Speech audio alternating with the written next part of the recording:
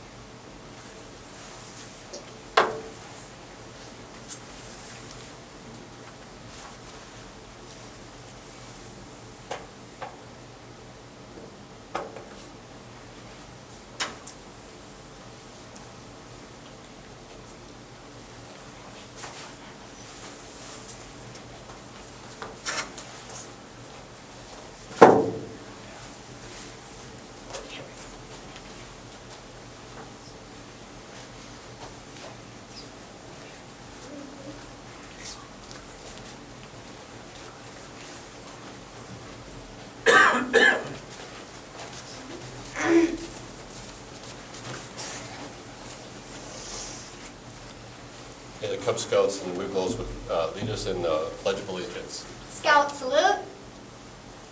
I pledge allegiance to the flag of the United States of America and to the republic for which it stands, one nation, under God, indivisible, with liberty and justice for all. Scout. Dave, if you'd just briefly introduce who you have with you tonight and what the purpose of this council is. Good evening, Mayor and Council. I would like to present to you members of the Cub Scouts Pack 320. We have representatives from our Tiger, our Bear, and our Webelo dens. And you're working on what badge? Well, for the Webelos, we are working on the citizenship badge. And Mark, help me out on the Bears. We're working citizenship as well. And the Tigers, we're here as a familiarization, getting to know our city council and our government and making it not such a scary thing when you talk about government. Give them a good positive role model. Well, I was told you'd be here, Larry. There we go. So Dave, if you'd like, if they want to come up and kind of stand in front, we'll have the mayor and council stand up behind and you can take the photographs that Sure. you were hoping to. And before we do that, I just thank all you young individuals for your interest in learning about your community and city government, and you did a very nice job in honoring the flag this evening. So I'll come around, we'll do the pictures. Very good.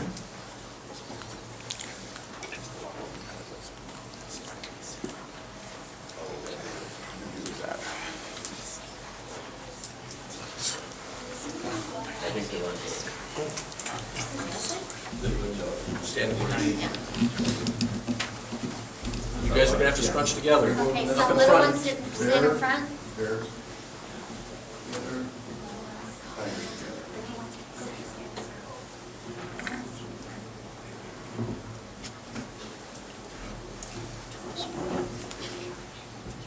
Can I get some more of the leaders with the community for the scouts up here? Lonnie, Mark, and you in the picture as well.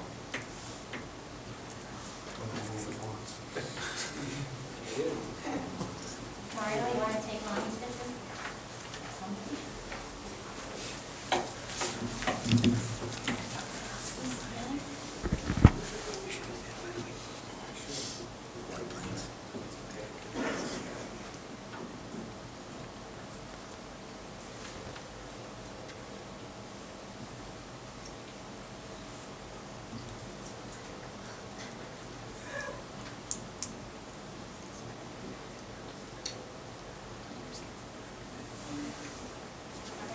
Good. Let's give these. Thank you.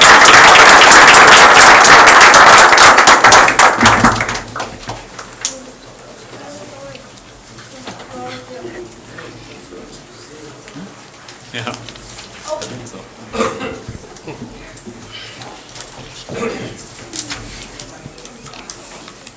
Okay, we have an agenda before us. Are there any items to be added or deleted from that agenda?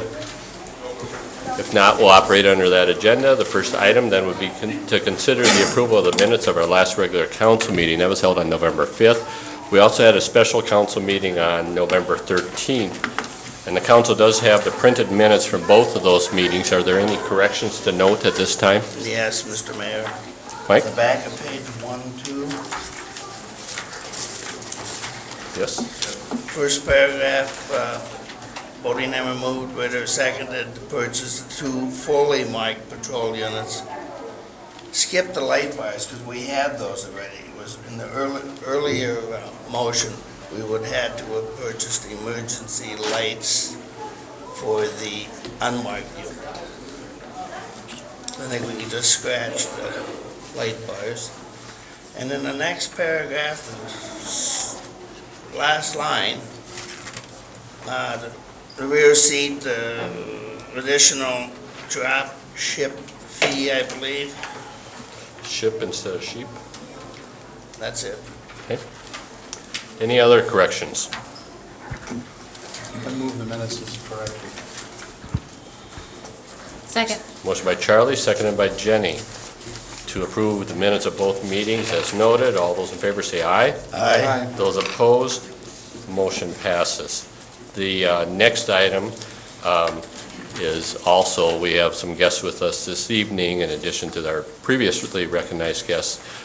We have a number of foreign exchange students, and we do have a proclamation on the welcoming the foreign exchange students for 2007, 2008.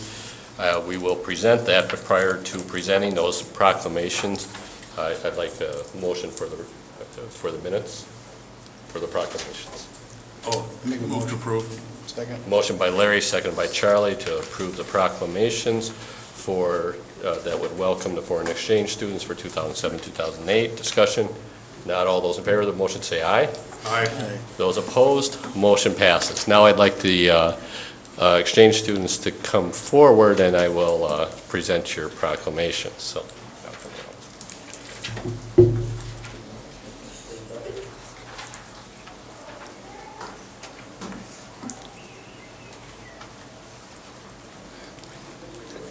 Get the pins in there too.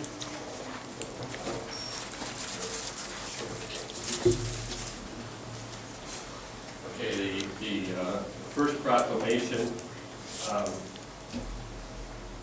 let me first say 2 things. First off, we're honored that you're here, and you're a valued part of this community, and we learn a lot from you here. The second thing that I'd say is that I will do my best with your names. But I'm going to start with Victoria Jackova. Close, okay. Victoria is from Russia.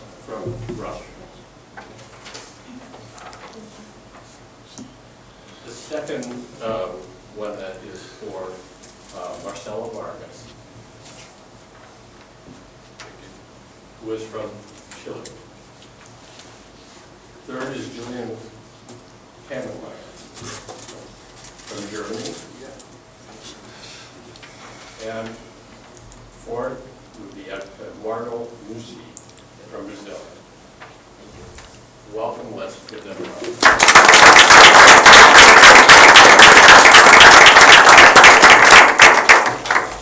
Okay,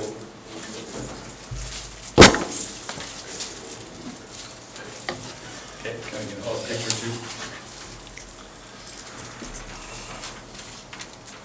all right. Very good, thank you. Victoria was convinced that I would not be able to talk to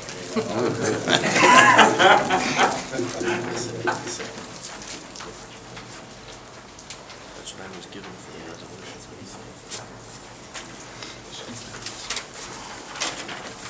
Okay, we're on agenda item number 3. Agenda item number 3 is to consider the award of proposals for a motor grader for the street department. Glenn. Thank you, Mayor and Council.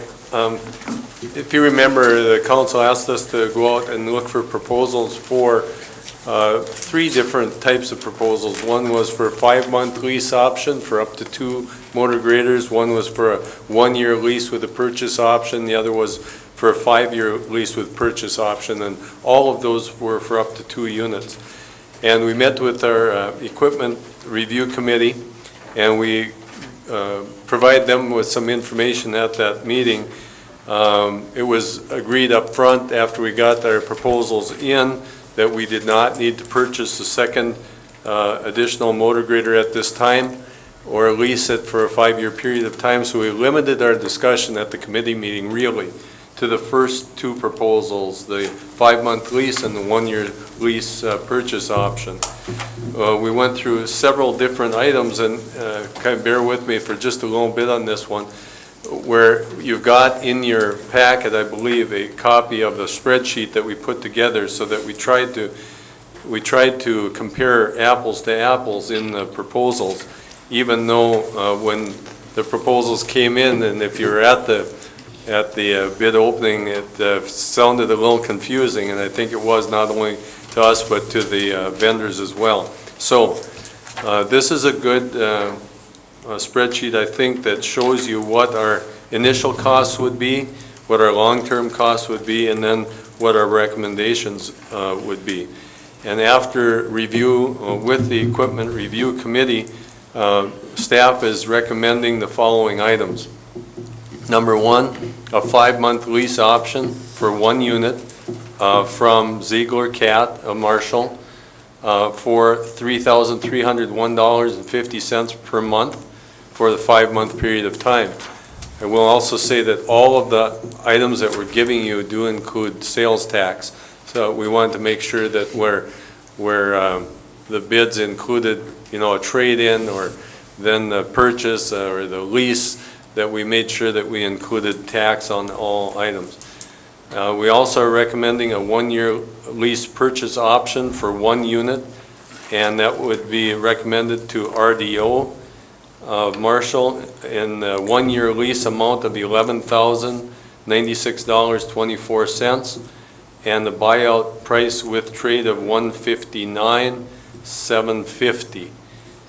You can see that the recommended alternative in the long after the 1 year would be slightly more than the Titan Machinery bid, but we did believe that that was the best alternative for the city when it compared the 1-year lease and the long-term investment.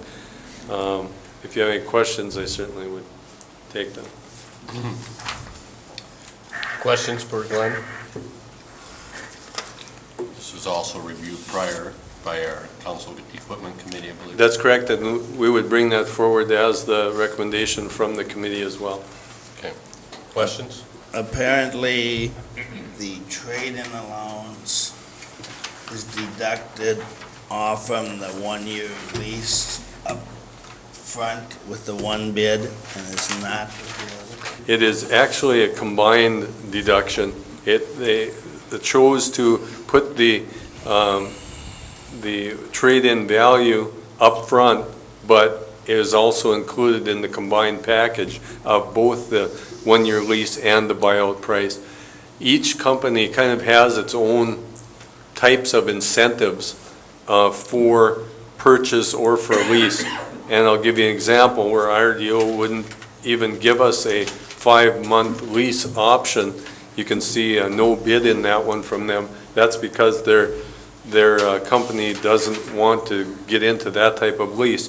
I'll give you the same type of scenario where both Road Machinery and Titan Machinery don't really have a good 1-year lease option because of the issue of long-term purchase, and just within their company, that's how their company recommends their equipment to be leased or purchased. So you can see substantial differences depending upon what company is involved, and it all depends upon what their company does for incentives and purchases.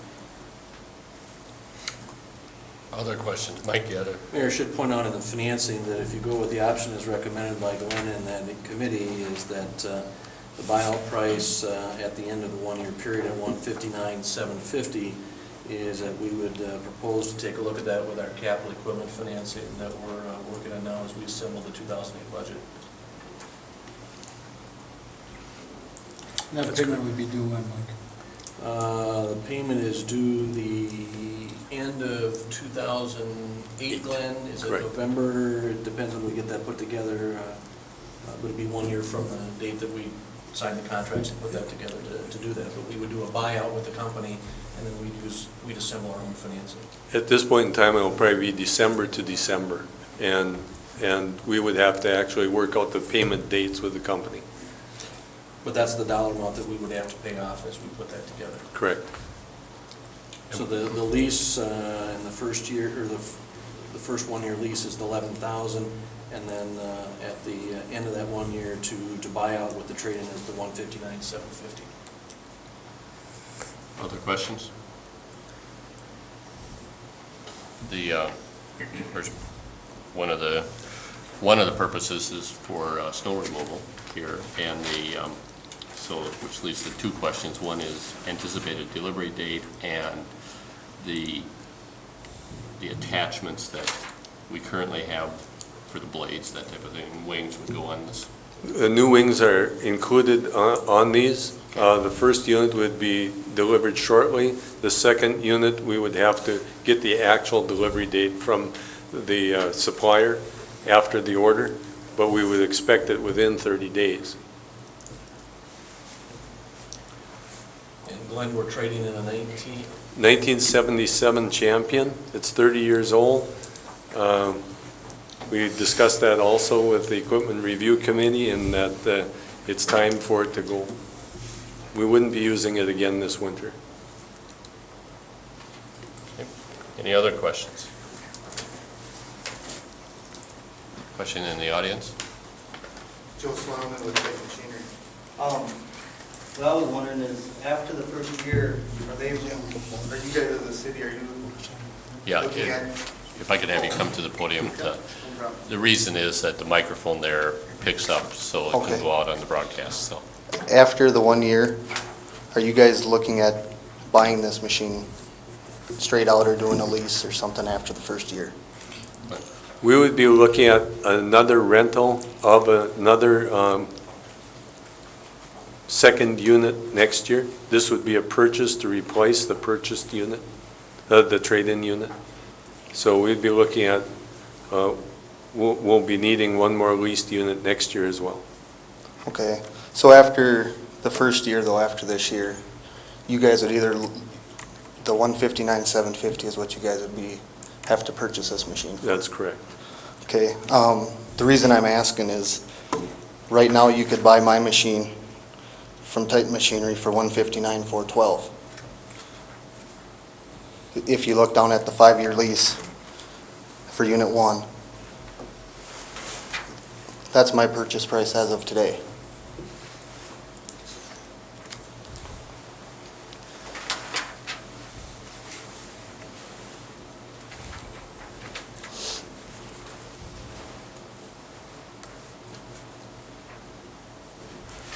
Okay. That would assume it was purchased today, not leased? Yes. For the 1 year? Yes, and what I was looking at down at the bottom here, it says the buyout price of $159,750 at the end of the lease of 1 year. It could be itemized over the next 5 years, reducing the annual cost for 2008. This could reduce the 2008 cost to approximately $53,676.80, with 4 payments from 2009 to 2012 of approximately $37,141.88, which, the way that looks, you guys are looking at a 5 or 6 year lease? 5-year payment schedule. Okay. On that machine at the $37,144, where if you went with the 5-year lease from Titan Machinery at the $159,412, your yearly payment would be $31,882.48. So you'd be saving a little over $6,000 each year. Yes. We did look at the difference in lease payments between the 1-year lease and the $52,000 savings and compared that. And yes, I believe what we came out with was probably an actual difference of about $6,000 over the period of time. There would be additional price over what we would call the low bid. That's correct. I agree. Okay. Mike, the equipment certificates that we've borrowed on for this year for equipment, we've spent all that. So there's no way we could do an equipment purchase with certificates until 2008. No, we would plan to incorporate this in. No, but I mean, if we, you know, we're talking about, if he is talking about this buyout for 159,412, we couldn't do that this year. You know, when we issued those bonds, it was for those identifiable pieces of equipment and vehicles that you identified in the budget, so there are no additional assets as part of that. So 2008 would be the soonest we can put together another That's correct. certificate for equipment. And that's one of the reasons that we had to go with the lease for this year. Okay. Other questions on that? Okay. Okay, thank you. Other questions?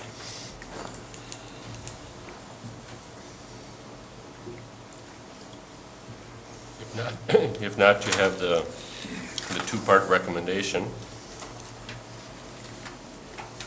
What are the wishes of the council? Mr. Mayor, I would move that we do the 5-month lease with Ziegler's as recommended by the Equipment Committee and city staff, and to go with option 2 with RDO for the 159,750 as recommended by committee and city staff, With the one-year lease. with the 1-year lease, correct. Is there a second to that motion? Second. Motion by Larry, seconded by Charlie. Discussion? Hearing none, I'll call for a vote on the motion. All those in favor of the motion say aye. Aye. Those opposed? Motion passes. Agenda item number 4 is the consent agenda. The purpose of the consent agenda is to handle those items that don't need a lot of discussion in one action. So I'll read through the items on the consent agenda. The items are, first, consider a temporary on-sale liquor license for the American Legion Post for December 1st, 2007 for an event at SMSU. Second is a temporary on-sale liquor license for the Mustang Booster Club for December 7th, 2007 at the SMSU Conference Center. Third, consider the adoption and resolution approving the reappointment of commissioners to the Housing and Redevelopment Authority. Fourth, consider the Walmart currency exchange license renewal for 2008. Fifth, consider the authorization to be reimbursed for enforcing underage drinking laws. And then finally are the bills and the project payments that have been submitted. And then for information purposes are the building permits that have been previously approved by city staff. So I'd ask the council, are there any items that any member of the council wants removed from the consent agenda for the purposes of separate discussion? A and B? Motion by Jenny to remove A and B from the consent agenda. Any other item? If not, I would consider a motion on consent agenda items C through F. So moved. Second. Motion by Larry, seconded by Charlie. Discussion? Hearing none, all those in favor of the motion say aye. Aye. Those opposed, motion passes. 4A and 4B. Jenny? I just feel that it's a detriment to the private businesses in the city that can accommodate these functions with their own liquor license. I would move to disapprove. There's a motion been offered to not approve agenda item 4A and 4B. Is there a second to that motion? Is there a second to that motion? Call for the third time for a second to that motion. I don't hear a second, so that motion dies for lack of a second. Now I will entertain an alternative motion. Move to approve A and B, 4A and 4B. Is there a second to that motion? I'll second that motion. Motion by Larry, seconded by Charlie. Discussion? I'd like to make a comment, I guess. The liquor license by the American Legion Post, they already have a liquor license. I don't have a problem with taking that liquor license to the SMSU, and the SMSU Conference Center is going to be hosting the Mustang Booster Club, which is an organization at the college. So that's the two reasons that I would support that. Any other discussion on the motion? If not, call for a vote on the motion. All in favor say aye. Aye. Those opposed, Aye. motion passes. Jane, you have the vote. Agenda item number 5, consider the resolution approving the amendments to the bylaws of the Marshall Volunteer Firefighters Relief Association. Mike, do you want to start this? Thank you, Mayor. We have with us tonight Mr. John Full and members of the fire department to present to the council the materials that went to the Council Ways and Means Committee meeting back on October 7th. The members of the Department and the Relief Association are requesting an increase in their annual current benefit from $4,600 per year of service to $4,700 per year effective January 1. As a result of that, that corresponding increase has been included in the 2008 budget. That results in the 2007 contribution to the fire pension relief system going from $7,625 to $26,679. John is going to let you know that the department did take action here at a previous meeting to approve that, and the Ways and Means Committee is recommending approval to the council. Okay. Thank you, Mike. Welcome, John. Thank you, thank you. The other thing that we want to just touch on is the Section 5, if you all have a copy of that, is changing the retirement percent for those that are fully vested or partially vested from, we're simplifying that, and that's just a change. If anybody's got a question, I'd be glad to answer that or try to answer that for you. But there's really two things that we're accomplishing here. One is the benefit increase, and then changing the interest. Where is that at? It's just down a little bit further. You've got a copy of, it's on page 5. On the top. Okay. Okay. Section 5. Do you see section 5? You should have got a copy of that, right, Mike? It should be in red. Is it in red? Unfortunately, page 5 and 6 got reversed, so it's under Article, Section 5. Section 5. it's redlined, it's Over here. It's on page Oh, it's right 5. here. That's on the back of this one. And this is 5, and this is 6. I got it here. It's right here. That's right here. All right. In my copy, it's red. It'd be easier if it was in red, but a few of you were involved a few years ago when we went to the state legislators and we asked them to change our interest. At that time, the state was only allowing us to pay either 0% or 5%. There was nothing in between. Well, we got special legislation to pay up to 5% minus 3% of our fund. And that got fairly complicated, and without going into a lengthy discussion, most of the departments, or a lot of the departments in the state, have decided to pay 5%. And it just simplifies reports that we do and so forth. So that's the other change, so it's 5%. So if somebody retires from the fire department and they're not age 50, they're not able to take their money, we will pay them 5% interest on the amount that they've got as a benefit, okay? Versus 3% or 4% or 2% or whatever that came out to. So we did explain that a little bit at Ways and Means. Yeah, I'm just here to answer any questions. Just so you know, it's a two-part we're proposing there. Other than that, if there's any questions, I'd answer them. But Okay, thank you, John. Questions for the Firefighters Relief Association? Comments from the Ways and Means Committee? No, that it came forward with the recommendation to approve. Still probably the best bargain that's available out there. So I would move that we approve the amendments to the bylaws of the Relief Association. Second. Motion by Mike, seconded by Charlie. Discussion? Hearing none, all those in favor of the motion, say aye. Aye. Those opposed, motion passes. Thank you, John, and thank you for Yep, and I want to reiterate the appreciation that the fire department has of the council. They've always been in full support of what we do, and we will continue to strive to be the best department in the state of Minnesota. Thank you, Jen. Agenda item number 6, consider the request of Arnold Zimmerman for a 2-year renewal of a conditional use for permit for a home occupation for a gun sale business in an R11 family resident district. This comes to us as with the recommendation for the approval of this renewal from the Planning Commission. Glenn, do you have any additional comments you want to make? The recommendation comes with the stipulations as recommended by staff. The permit be issued for 2 years, the hours of business between 6 a.m. and 10 p.m. only, limited to special order business, and no signs or exterior displays relating to the guns. Any questions on this from the council?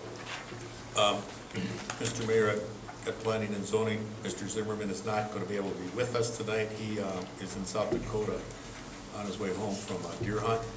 There is nothing on file as far as any of the neighbors having a problem with this. Mr. Zimmerman seems to be running a good business, and I would move to approve this conditional use permit. Second. Motion by Larry, seconded by Mike. Discussion? Hearing none, all those in favor of the motion say aye.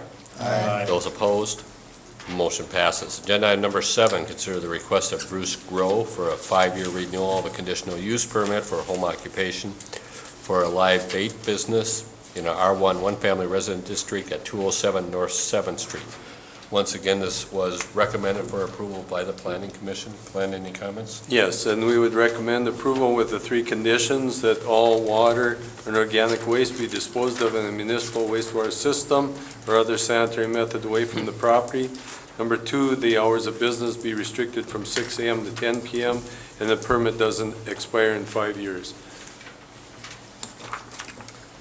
Questions that the council has? Larry? Once again, this was brought up at Planning and Zoning, and Mr. Grove is in Sioux Falls with a doctor's appointment today.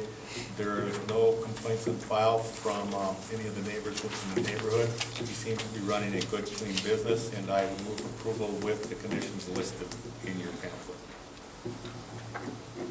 Is there a second to that motion? Second. Motion by Larry, second by Mike. Discussion? If not, all those in favor of the motion say aye. Aye. Those opposed, motion passes. Agenda item number 8, consider the request of Paxton Signs for a variance adjustment permit to erect business signage in excess of the area permitted by city code in a B3 general business district. The location is 800 East Main Street. This also was considered by the Planning Commission. The Planning Commission recommended that this not be approved on a split vote. Glenn? Thank you, Mayor and Council. Mr. Paxson is here tonight also representing the owner in the request of the project. And we just want to show you just a few things of the request and some of the reasons for the design. This is the sign that was requested to be installed. And you can see a thorough analysis of the sign requirements that we have, and it's fairly complicated. It's based upon the size of the signs, whether it's on the side of the building, whether it's a marquee sign out in front, there's a whole bunch of different things. But in the end result, there was a significant amount of signage that is over and above what's required. And this is one of the reasons for it. You can see that there's a significant amount of signage on the property that may or may not be effective. So if you just look at that sign, what seems to be effective to you? Yeah. And you see that maybe some of this main signing isn't maybe as effective as the owner would like it. And even within the area itself, you can see that some signage within the property is probably a little bit more noticeable than other signage, where you have these smaller signs, and maybe just the effectiveness of the signage within the property could be reviewed within the property to come in conformance. And after the discussion then of what was there and what was being applied for, that's the Planning Commission then recommended denial of the additional signage based upon what was there. Mr. Paxton is here, I think it might be good for him to come forward. He has talked to the owner, and I'll let him explain kind of the steps that have taken place now since the planning commission meeting. Thank you. Welcome, John. Thank you, all of you. Well, after we went through all of this with the zoning commission, we decided to go back to the owner and see what we could do to rectify the situation. And as you see, the Main Street Center up there, there's a lot of area that we get charged back for that is not necessarily helping out the individual tenants. So as of today, late this afternoon, meeting with the owner, have decided that this top Main Street Center the majority of that will be eliminated. And the smaller signs down below will stay. And by doing that, we will come into conformance. So it's a toss-up. What do you do? The first thing that we were approached was that by one of the tenants that's moving in, is they wanted a sign, and I don't blame them they want to be able to be seen. So, but yet you don't want everything to have a variance. So I think it's coming out in a good light, and so I suppose I could have just said, well, I don't have to do anything, I'll get out and run, but want to try and do it right. So. Very good, John. So in summary, the recommendation of the Planning Commission is not to allow the variance, but you've worked out with the owner a plan that you can do what needs to be done and not require the variance.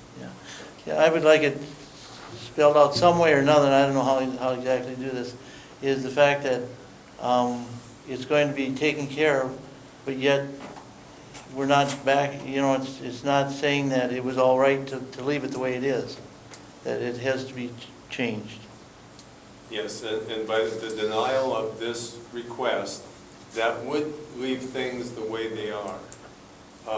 I think maybe a comment that John is looking for is a recommendation also that the existing signage be reviewed to come within conformance of the regulations.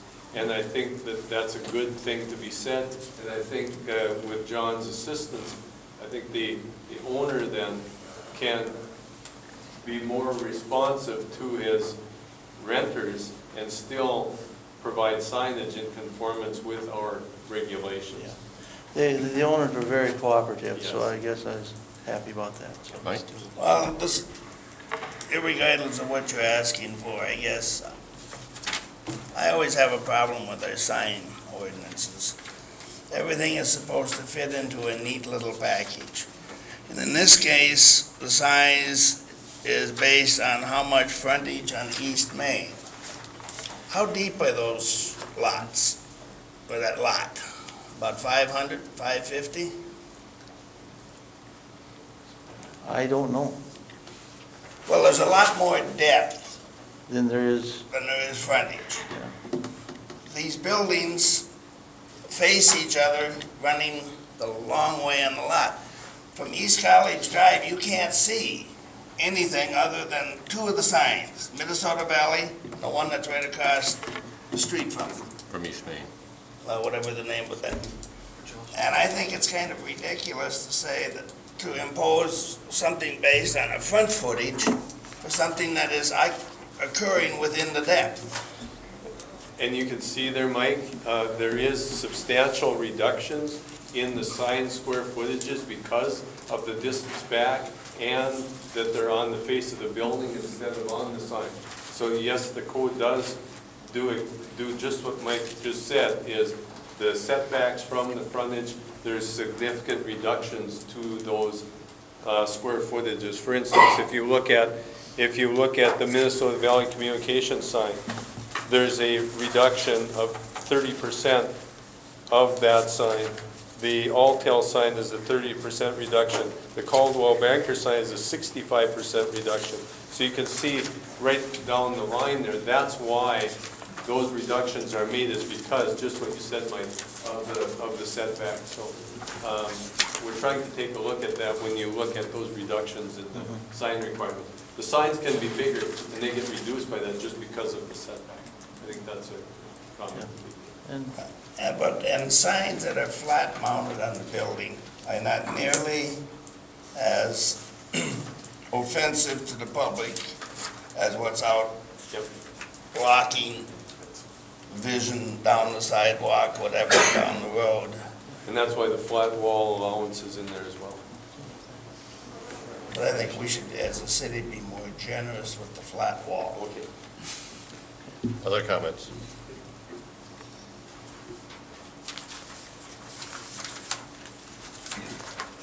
I think I understand this, Mr. Mayor. I'm going to make a motion to deny this request as stated on our agenda. But listening to John tonight, when we go forward and downsize that Main Street Center sign to give him the square footage needed for the flat surface things, and we'll have to work with Dale, I'm assuming, to get those into compliance, John. Yep. Yep, well, that's. Yeah, but if you bring him into compliance, then you will not have to appear back in front of planning. Correct. If they're approved by Dale, then you don't have to come back in front of planning. Okay. And that's their intent. Yeah. After I talked to I both understand. Dale and John. Is there a second to that motion? Second. Okay, motion by Larry, seconded by Jenny, to deny the variance adjustment permit and recommend that the owner work with the tenants to bring the total signage for the property within compliance of city code. Discussion on the motion? If not, all those in favor of the motion say aye. Aye. Those opposed? Aye. Jane, you have the vote. Motion passes. Thank you very John. much. Thanks, John. Agenda item number 9, consider the request of the Mathewitz Company LLP to rezone the Stonebridge Estates from an A agricultural district and placed in an R1 one-family resident district.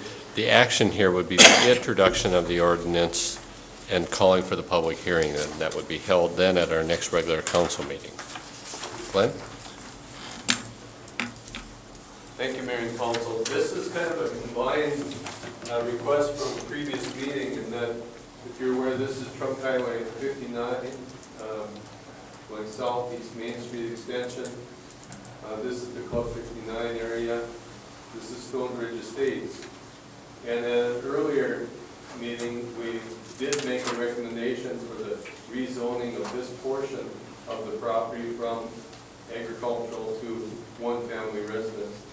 This is now an additional request that's been made and gone through the planning commission process for additional lots that was originally not included with the original preliminary plat. So now that the planning is complete, we would recommend then that the entire area be rezoned from A agricultural to R1 one-family residence district. Questions for Glenn? If not, is there a motion to introduce? I'd make a motion that we call for a hearing on this ordinance and move it to a hearing for December 3rd. Second. Motion by Charlie, seconded by Larry, to introduce the ordinance and call for a public hearing on this rezone request. Discussion on the motion. If not, all those in favor of the motion say aye.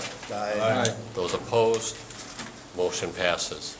Agenda item number 10, consider the introduction of an ordinance for the disposition of city-owned real property to Flint Hills Resources LP as required by the Marshall City Charter. Mike? Thank you, Mayor. We have with us tonight Mark Hansen, our Economic Development Director. Mark, if you come forward and provide the council with the background and the introduction of this ordinance. And actually, we'll talk about 10 and 11 together, as long as you're up here, Mark. Sure, wonderful. Thank you, Mike, and thank you, Mayor and Council. And 12. And 12. Yes, so, what we have here is, it's parcel 2, and parcel 2 is currently encompassed by a fence, and it also has a road in the middle of this parcel.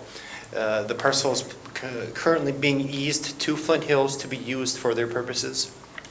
The project that's being considered is, as you see, there's a semicircle, which is a containment storage tank for the asphalt product.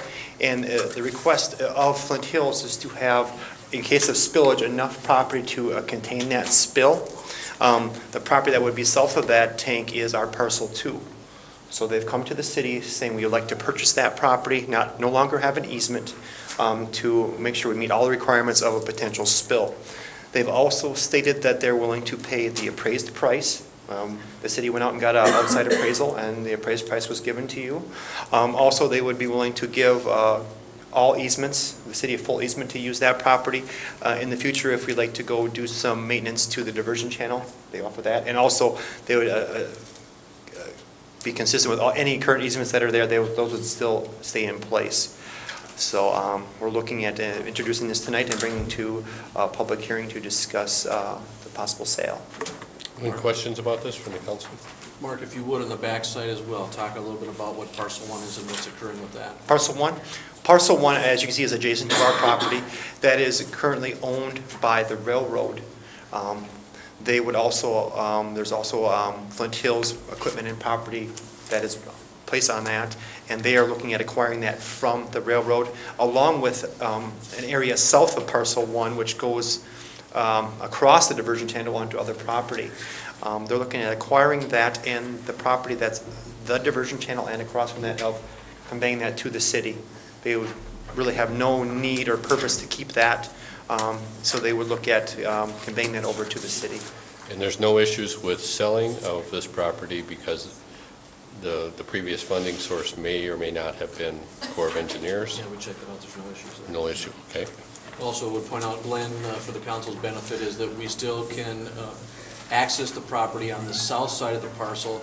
However, in an abundance of caution, we would reserve or maintain easements across the parcel that they're requesting to procure from us. Questions from the council? If not, is there a motion to introduce the ordinance to sell this property to Flint Hills? So moved. Second. Motion by Charlie, seconded by Mike. Discussion? If not, all those in favor of the motion say aye. Aye. Those opposed, motion passes. And then the next action, agenda item number 11, would be to introduce the plat and call for a public hearing on this newly platted property. Correct. Any comments you want to make on Well, that? essentially, what this is a parcel. This is a piece of property that has not been platted prior. In order to sell it, we need to have it platted. So this is the preliminary plat to introduce, the future platting of this parcel, along with the other preliminary plat of the railroad property. Is there a Right now, motion? we're just considering our parcel. Introduce the plat and call for public hearing on parcel 1. Motion by Charlie. Second. Is that a second, Larry? Yes. Seconded by Larry. Discussion? Glenn, you will go. One item for discussion. This, just so you know, is not, it's kind of an atypical preliminary plat in that generally we require the entire property to be included in the plat, and then whatever we're going to sell off, that's going to be a piece of that plat. In this case, in both the cases of the city-owned parcel and in the railroad-owned parcel, there may not be a real description for that meets and bounds description even because the railroad has a general description of all that property located in such and such a township or whatever. And the same thing with the city. This is a piece of the channel, the bypass channel. So we're doing as much as we can in bringing this forward in platting this so that it has a good description. And like Mark said, this additional lot 2 was a requirement of the railroad. And the railroad will actually be a signatory to this plat as the owner prior to its transfer to Flint Hills. Flint Hills is picking up the entire tab of our expenses and their expenses in this development as well. Okay. That's all the comments. Thank you, Glenn. Any other discussion on the motion? If not, all those in favor of the motion say aye. Aye. Those opposed, Motion passes. And then the next action then would be to introduce the ordinance and call for the public hearing on zoning this property properly. Correct. As it currently sits, it is an agricultural piece of property, and in order to purchase and appropriately use this parcel along with the parcel 1, we would like to rezone to I-2, which is general industrial, which would be consistent with all the current property owned by Flint Hills and of the area. Questions on this? If not, is there a motion? Make a motion to introduce the ordinance and call for a public hearing to change the zoning on parcels of land that are described in the 900 block on North 7th Street. Second. Motion by Charlie, second by Larry. Discussion? One item for discussion there, it's similar in that the city as the owner can initiate this rezoning request at this time. When this property transfers or changes hands between the railroad and Flint Hills, we will be requiring Flint Hills to come forward with a rezoning request of this as well. We did not want to do that as a request from Burlington Northern at this time, just as a sidebar of this zoning arrangement and why we weren't including this at this time. Other questions? Just a clarification, on the last motion I made, it said parcel 1, but it should be parcel 2. Should be parcel 2. I think I said parcel 1, that should be parcel 2. Okay.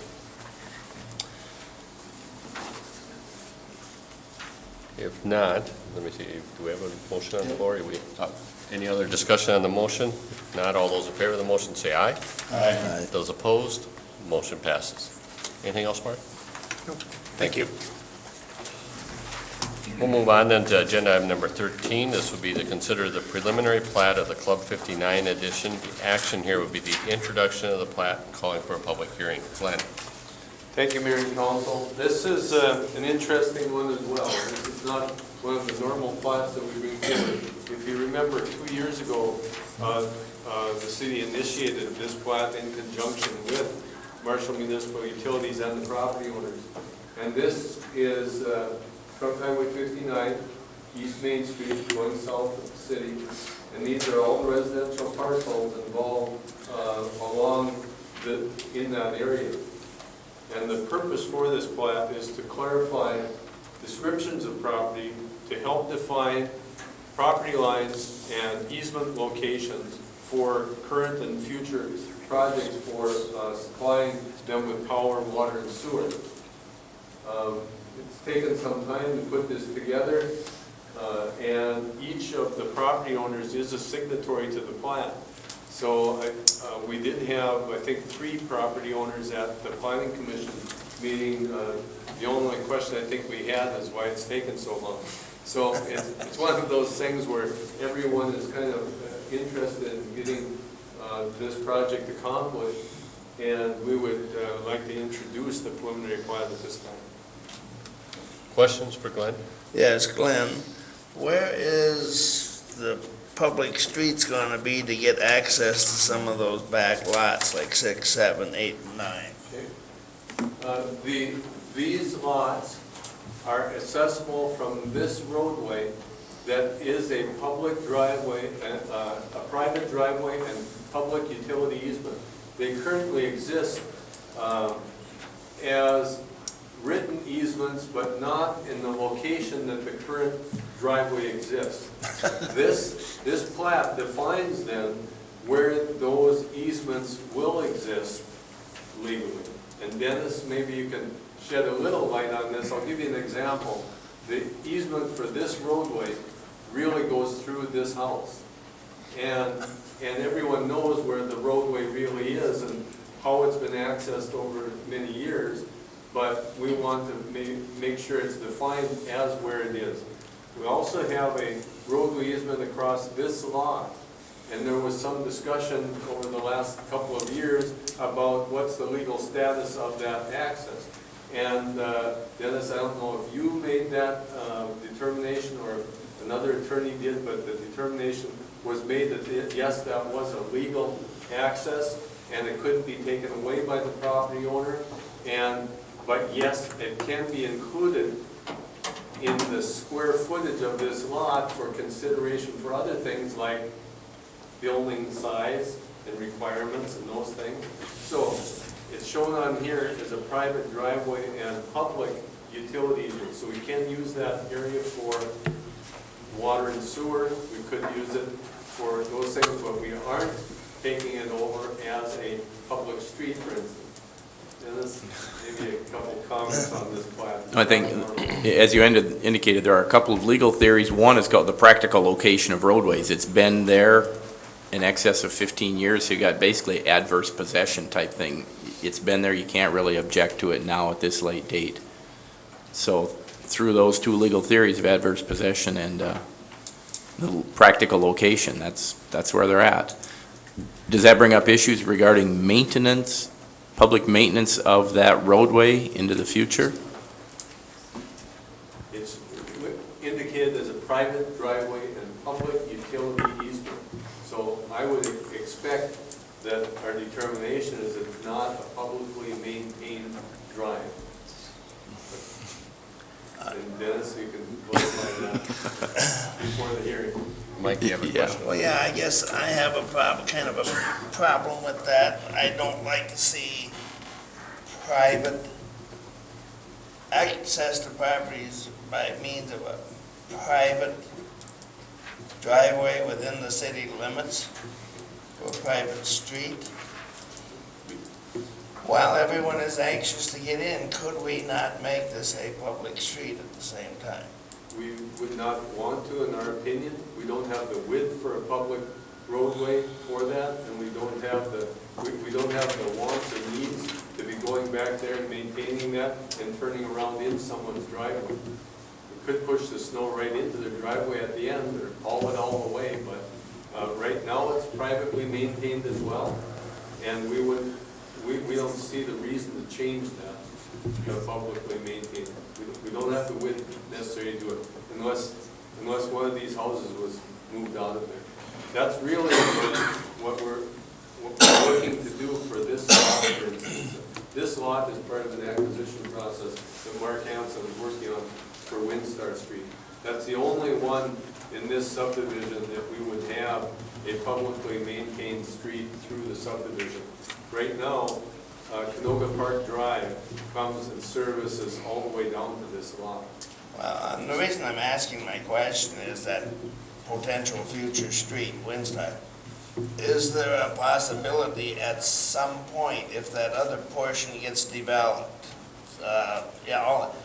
we could have a street that accesses those 3 lots from a public street? That would be a possibility, but neither of the properties would want to pay for a replacement street for one they currently have. Both of the property owners have their garages face north, their access comes to the north, and would change the property entirely for access to the south. So yes, it is something you can see we've checked in quite a bit for these properties. Same thing with this one property here. It looks like it's completely surrounded, and their access is through this driveway easement. Okay, other questions? The action here is to introduce and then have a full hearing on this. I would entertain that motion. I would move to bring us forward, call for a public hearing. Motion by Larry, is there a second? Second. Seconded by Charlie. Discussion? Not all those in favor of the motion say aye. Aye. Those opposed, the motion passes. Agenda item number 14. 2 items from the Marshall-Lyon County Library. First is the resolution accepting donations of personal property from donors by the Marshall-Lyon County Library. And second is a status update on the library project. With us tonight are 3 representatives of the library: John Bowden representing the Library Foundation, Kathleen Nash representing the board, and Wendy Wendt representing the administration of the library. So I would invite to all of you, or whoever of you would want to come forward. Thank you, Mayor.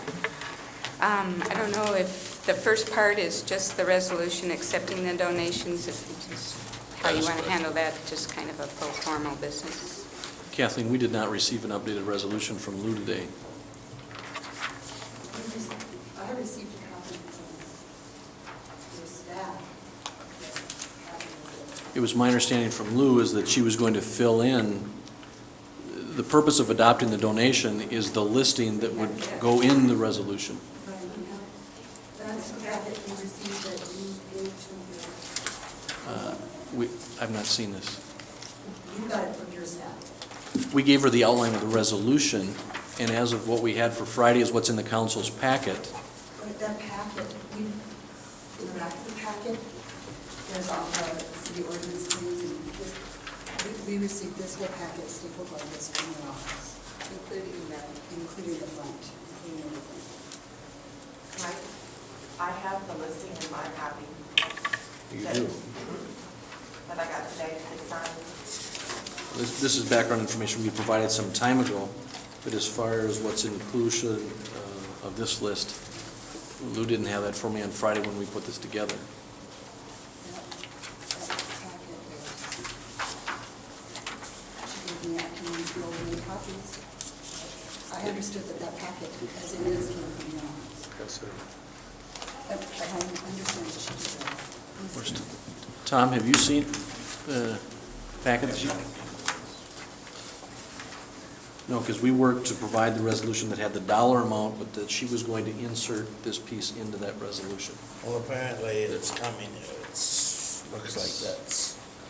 It's not a huge item, but for the council to act on it, that they don't have the benefit of the information that would be contained within that resolution. If they want to take a look at that, then it's just a simple formal adoption, as long as there's no restrictions that accompanied those gifts. Other than the library building, which is where it goes.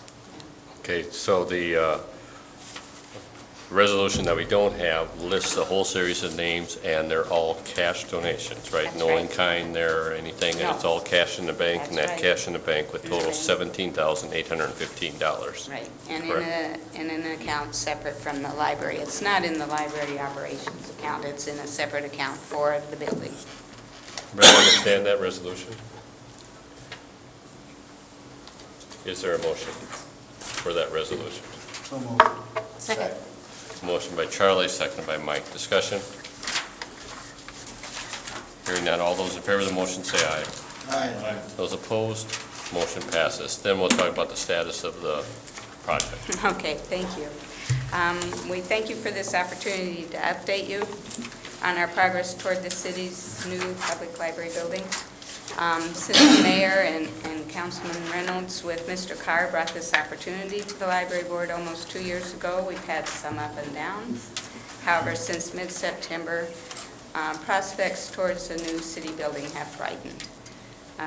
We have the land transfer agreement with the Marshall School District, and we are appreciative to the school board, thank the school board for their continued support of this project.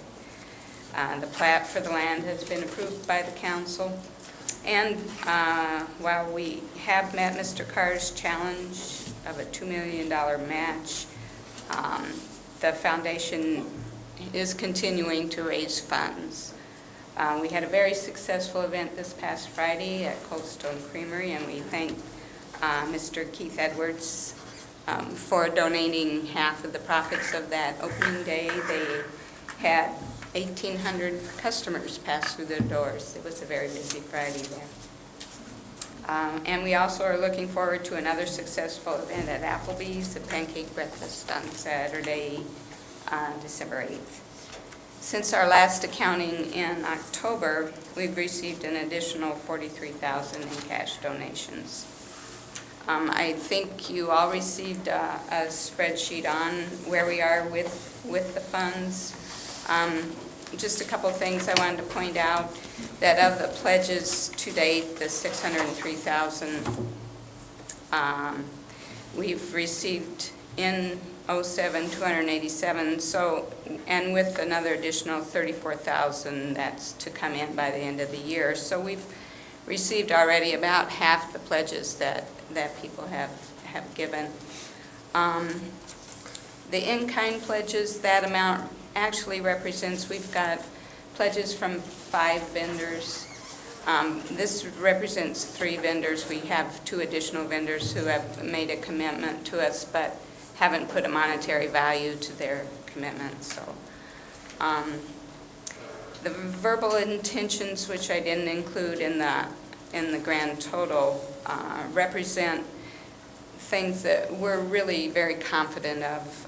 One is from an individual who's waiting for the groundbreaking. Another is from a service club that has a commitment and is looking to their national organization to increase it.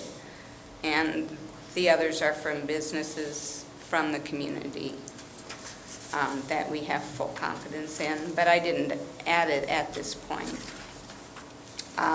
One other thing I just wanted to mention is the footnote at the bottom. There have been questions in the community. The foundation did employ a fundraiser. That contract ended in September.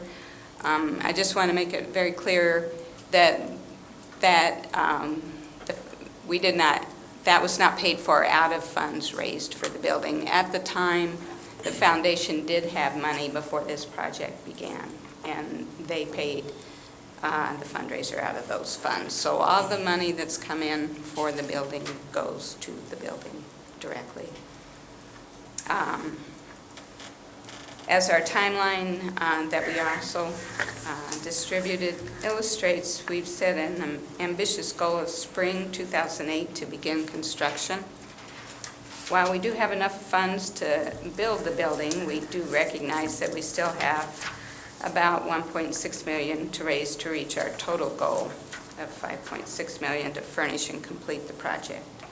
However, given the progress that we have made and recognizing that Mr. Carr's initial wish was to have the building completed by now, we feel that it's imperative to begin building as we continue to raise funds.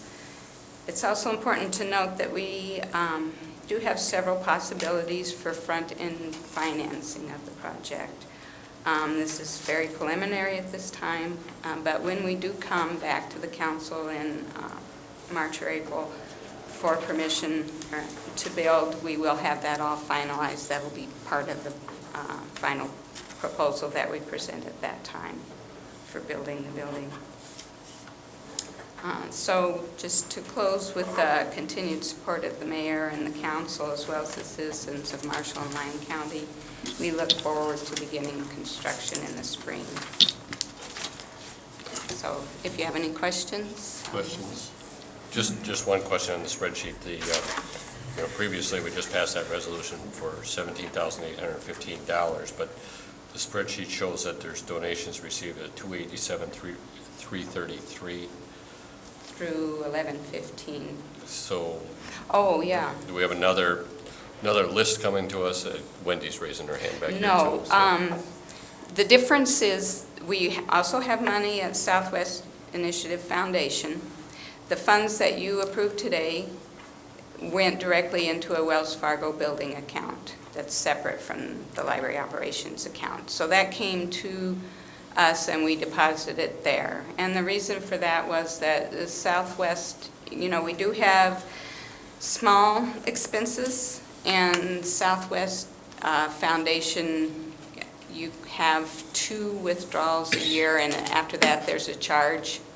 So rather getting into that position where we would have to pay to receive our money to pay a bill, we did put a certain amount in a local account to give us that flexibility.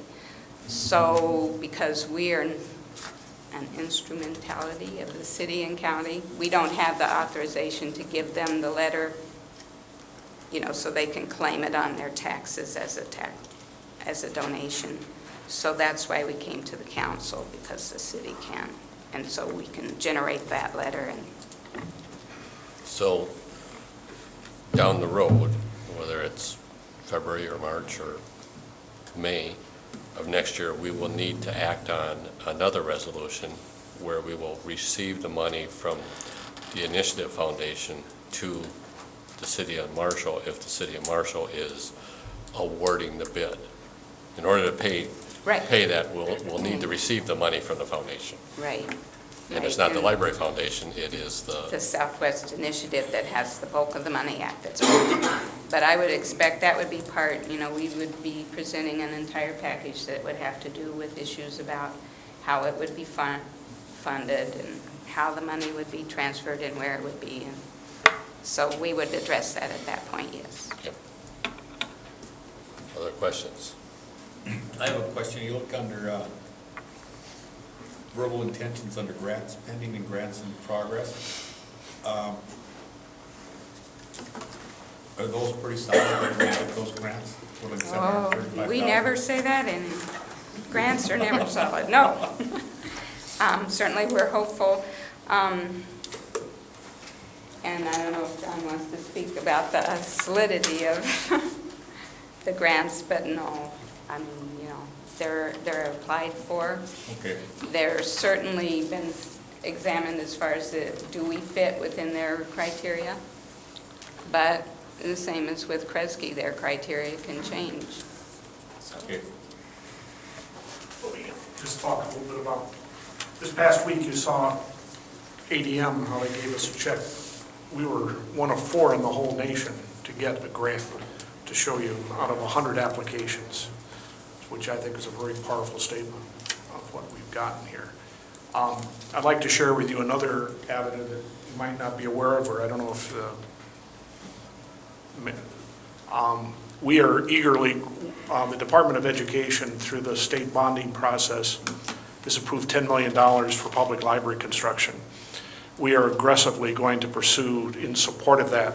The nice thing about this, in talking with Marty Seifert, the governor's office and so on, is this is not money designated for a given location, like in higher ed. You know, I can tell you, spending 37 hours up there lobbying back in the late 90s for the university, it was always in Marshall, Minnesota. The public library bonding bill is just a block grant of $10 million that is given, and once it's approved, then you go through a grant application process to approve for that. I was very encouraged when the state librarian said, if we get $10 million, and with your help, we would certainly welcome an application for $1 million from Marshall. And so, I mean, we've got a lot of political support. So it's another avenue that we're trying to pursue. You know, we're all taxpayers here in Marshall, as the state of Minnesota, and we need to get our fair share of that. But that's another avenue that we're trying to explore. Give you another example, because out of our very, I don't know if you were at Coldstone Creamery, or any of you walked in there and had some of their ice cream over on last week. The number of people that showed up wanting to support the library, I think, was very, very tremendous. You can ask Jenny, she was there for 2 hours, she can tell you they were standing out the door. It was after school when everybody wanted ice cream. It was exciting. And consequently, I've had 3 businesses call me over the weekend that want to support this. So, I mean, we're hopeful. We're pushing. Anything else? Well, I just, for maybe some clarification, per our discussion on the budget, with the liquor fund, we had discussed how in 2008, it would be 500,000 from the city. I mean, I know the library board has 333, but because the motion was made in 2007 that we would give $1 million over 4 years, and in our discussion, it was decided that would be 5,000 next year out of the budget allocated. Which will be helpful if we start building to have that actually in that year. Mhm. Thank you. Any other questions? There's a question I have as we take a look at this. Kathleen, you mentioned as we take a look at this, there doesn't seem to be any accounting from a project standpoint, that we have the budget that I included in the packet to give the council the information that you provided back in December. And as you take a look at where you're at and what's happening in that process, is there somebody that's in charge of putting together the project revenues and the project expenditures in a format that we can make sure is in a format that the council will understand when you come back to ask for that permission, so that we can coordinate with Tom as finance director to ensure that there isn't any questions when we provide a recommendation to the council at that time? Right. Yes. Lou will be working on that. I think she'll be working with Tom. And Ron Holgerson, the architect, is still determining the actual project budget. So we still just are working on that very rough, broad budget. But within the next month or so, he'll be putting that out and have a firmer budget for us.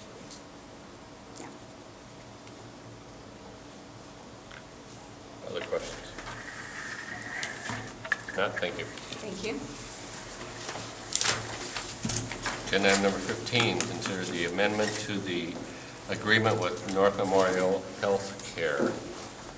Somewhat of a housekeeping item, but Mike? Thank you, Mayor. We have with us Dan DeSmet from North Memorial.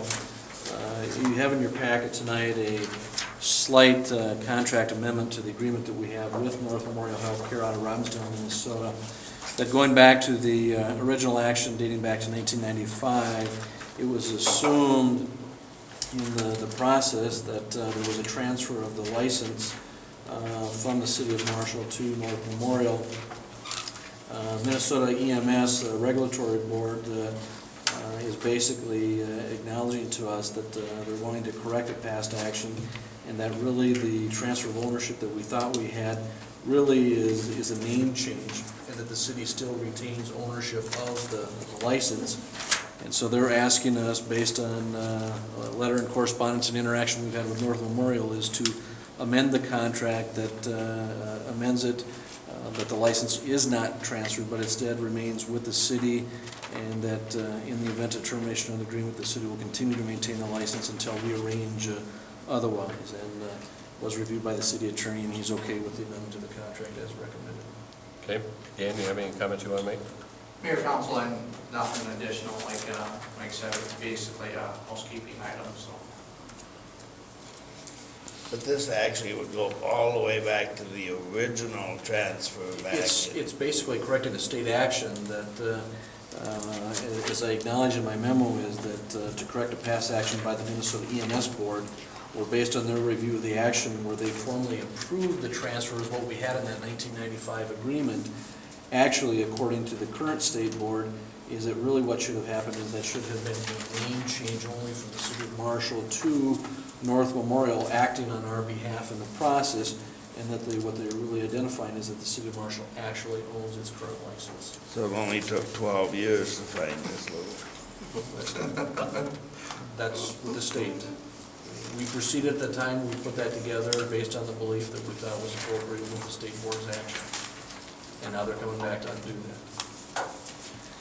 Well, I guess one of the questions is, Dennis and January, do we still want the license? The license that we had is a completely different license than what is... Our license territory is the same. That's correct. Okay, the license is for what? The territory? We have a certain defined geographic territory that we own. Okay.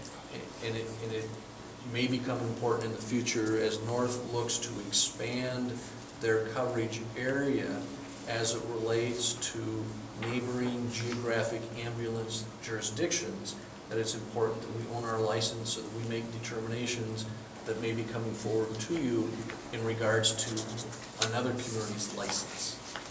But the license that we had was for a certain level of services. And what North is providing today is far above what the city was providing in that area. We went from a BLS, a basic life support system, to advanced life support or paramedic level service within the same geographic area.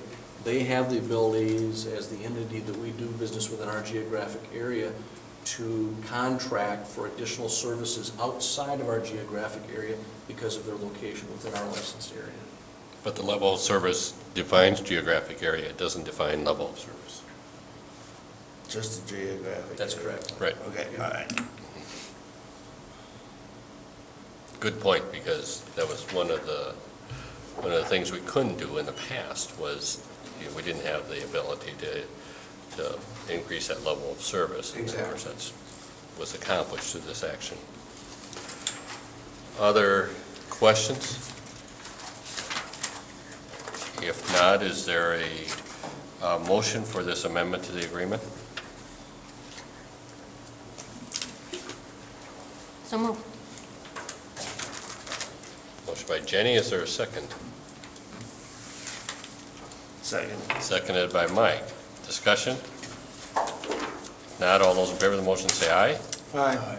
Those opposed? Motion passes. Agenda item number 16 is the runway extension project Phase 2, to consider the approval of change order number 4. Glenn. Thank you, Mayor and Council. Just a little background, this project, Phase 2 of the main runway extension is coming to an end. We have some additional monies left over after all the numbers were crunched.